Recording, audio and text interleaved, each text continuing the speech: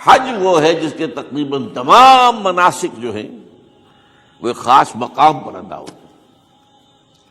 آپ سفر کر کے جائیے، مکہ مکرمہ جائیے، اللہ کے گھر کا طواف کیجیے، پھر وہاں سے جو بھی روانگی ہوتی ہے یوم الترویہ 8 ذی الحجہ کو نکلیے اور جا کر منا میں قیام کیجیے ایک رات، پھر 9 کی صبح کو نکلیں عرفات جائیے، عرفات میں شام تک قیام رہے گا، لیکن مغرب کی نماز کے وقت کے بعد وہاں سے نکلیں گے، مغرب وہاں پڑھیں گے نہیں، وہ جا کر مزدلفہ میں پڑھی جائے گی عشاء کے ساتھ ملا کر، چاہے کتنی ہی دیر ہو جائے۔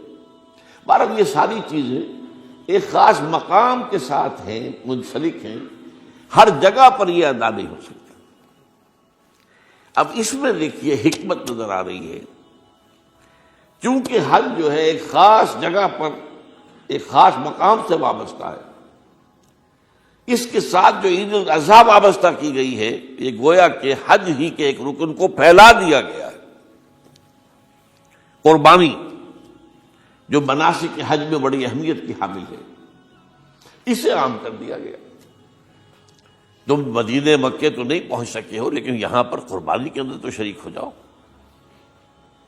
اور بعض مشابہتیں اور بتائی گئی ہیں کہ ذی الحجہ کا چاند طلوع ہو جائے تو اس کے بعد حجامت نہ کراؤ، ناخن نہ کاٹو، وہ جو کچھ بھی آپ کو معلوم ہے احرام کی کچھ پابندیاں ہوتی ہیں، ایک مشابہت کسی درجے میں، ٹھیک ہے ہم وہاں نہیں ہیں لیکن ان کے ساتھ ایک مشابہت پیدا ہو رہی ہے۔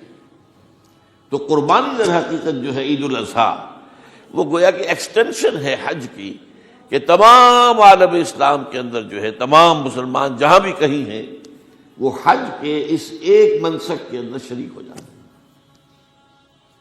تو یہ میں نے چند باتیں تمہیداً عرض کی ہیں ان عبادات اربعہ کے بارے میں، ان کی جو ریلیٹیو حیثیت ہے ہمارے دین میں۔ اب آئیے حج کا معاملہ کیا ہے، وہ پورا ایک خاص علاقے سے متعلق ہے اور ایک خاص شخصیت سے متعلق ہے، یہ بھی نوٹ کر لیجیے۔ چنانچہ جو آیات میں نے آپ کو سنائی حج کے بارے میں، ان اول بیت وضع للناس للذی ببکۃ مبارکا وہدی للعالمین،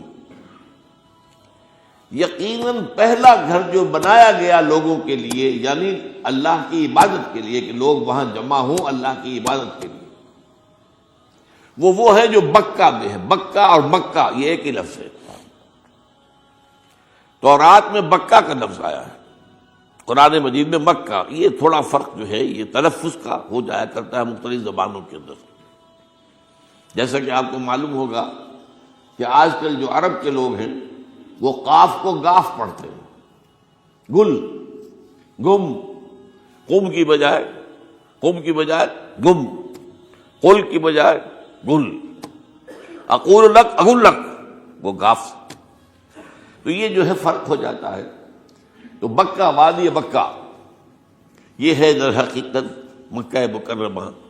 تو پہلا گھر جو بنایا گیا ہے، اور اس کے بارے میں جو یہ عام طور پر مشہور ہے کہ اس کے معمار حضرت ابراہیم ہیں، یہ بات صحیح نہیں۔ اس کے معمار اول حضرت آدم علیہ السلام خود ہے۔ اول بیت ہے نا، پہلا گھر، تو کیا یہ ممکن ہے کہ آدم سے لے کر ابراہیم تک کوئی گھر اللہ کی عبادت کے لیے بنا ہی نہ ہو؟ تو ناممکنات میں سے اولا بیت میں خود دلیل موجود ہے۔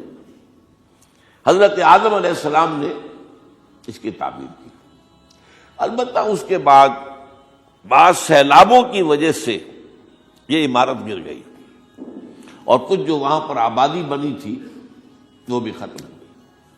تو ایسے آتے ہیں، آپ کو معلوم ہے کہ یمن میں جب ان کا ایک بند ٹوٹا تھا بہت بڑا، سد معارم، تو پھر وہاں جو اتنی خوشحالی تھی اور جو وہاں پر جو باغات تھے اور جو کھیتیاں سب برباد ہو گئی، اور وہاں سے لوگ جو ہے نقل مکانی کرنے پر مجبور ہو گئے۔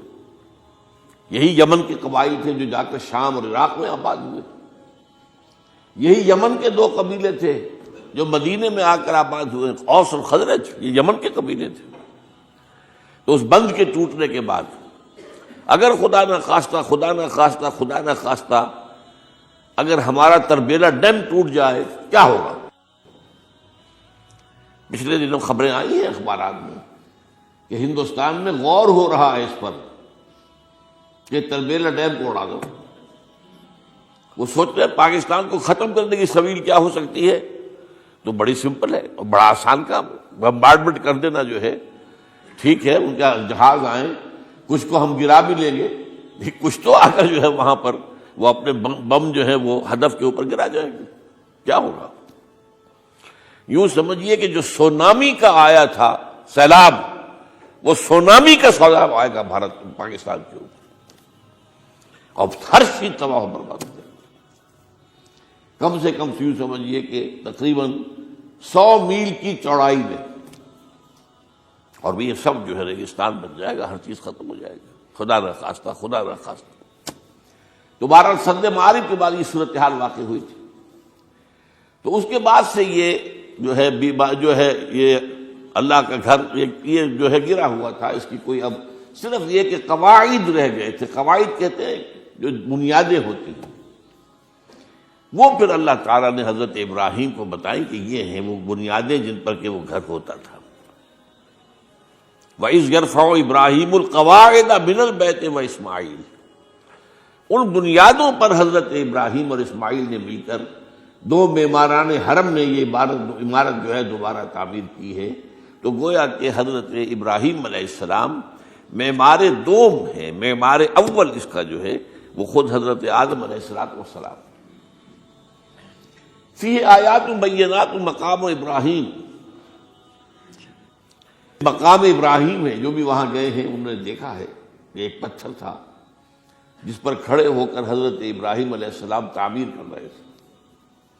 اب آج تو آپ کو معلوم اسکیفولڈنگ لگ جاتی ہے، بانس لگ گئے، یا آج کل تو جو ہے پائپ جو ہے لوہے کے اس سے لگا کر، تو جیسے جیسے عمارت اٹھتی جا رہی ہے اسی طریقے سے اس کے ساتھ جو ہے وہ چل رہے ہیں اور ان کے اوپر کھڑے ہو کر تعمیر ہو رہی ہے۔ تو اس وقت کچھ نہیں تھا، تو ایک پتھر ایسا تھا کہ جو خود بخود اٹھتا تھا اللہ تعالیٰ کے اٹھانے سے، یا یوں کہیے کہ ملائکہ کے اٹھانے سے، اور اسی پر حضرت ابراہیم کھڑے ہو کر وہ پتھروں کے اوپر پتھر رکھتے جا رہے تھے، اور اس کی وجہ سے اس پتھر کے اوپر کتنی دیر کھڑے رہنا ہوا ہوگا حضرت ابراہیم علیہ السلام کا کہ اس پر ان کے پاؤں کے نشان بن گئے۔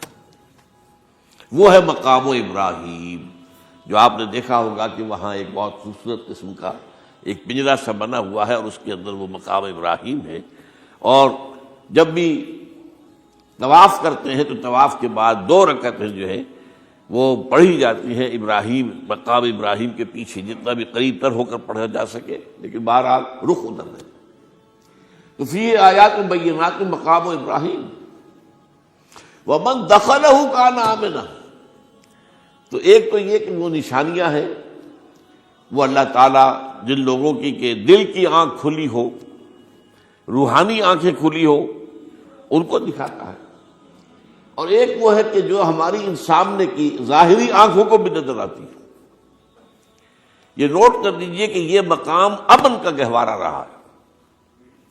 عرب میں لوٹ مار، قتل، غارت، قتل کے بدلے میں قتل، پھر قتل کے جواب میں قتل چلتا تھا، لیکن اس وقت بدترین دور میں بھی عربوں کا معاملہ یہ تھا کہ کوئی شخص فرض کیجئے کہ وہ کئی مہینے سے اپنے باپ کے قاتل کو ڈھونڈ رہا ہے تاکہ قصاص لے سکے، بدلہ لے سکے، اسے قتل کر سکے، اسے کہیں نظر نہیں آ رہا، اچانک حرم میں نظر آ جاتا ہے، وہاں وہ نقصان نہیں پہنچائے گا اسے۔